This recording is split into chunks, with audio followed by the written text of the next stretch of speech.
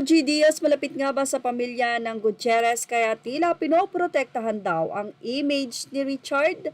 Namataan kasi dati si Richard at Barbie na magkasama sa isang bar kung saan pinabulaanan nga ito at nagmula mismo ang pagdinay na iyan kay OG Diaz na nandun lang daw ang dalawa hindi dahil magkasama talaga sila kundi nagkita lang doon.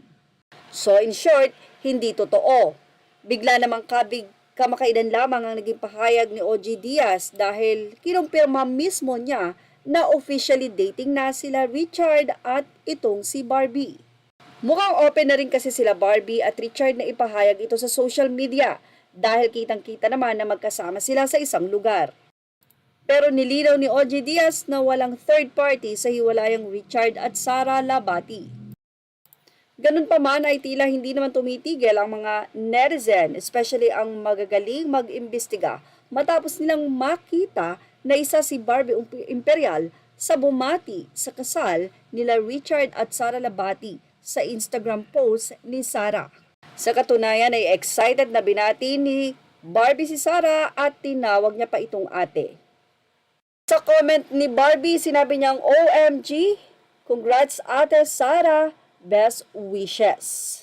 So sabi nga nila, bilog talaga ang mundo, hindi mo alam kung ano ang pwedeng mangyari. Yung nag-comment lang sa'yo, hindi mo alam na siya pala ang papalit sa iyong trono. Yan ang naging komento pa ng ilang mga netizen. Mula naman sa artikulo ng Fashion Police, say ng mga anonymous commentator, narito.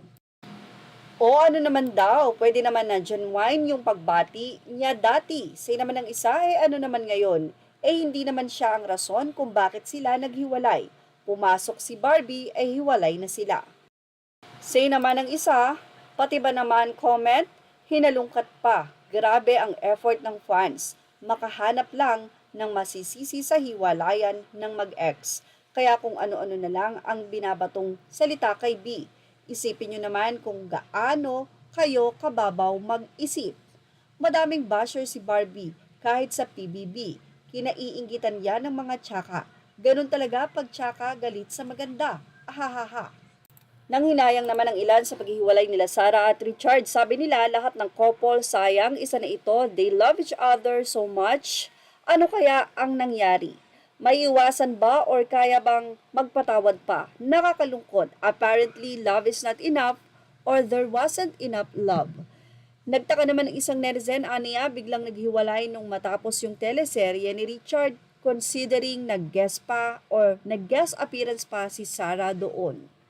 Kaya naman sa mga ka-showbiz snapper natin dyan, ano ba ang may advice nyo? Ilagay na ito sa ating comment section. Images are all credit to the rightful owners and thank you for watching Showbiz Now.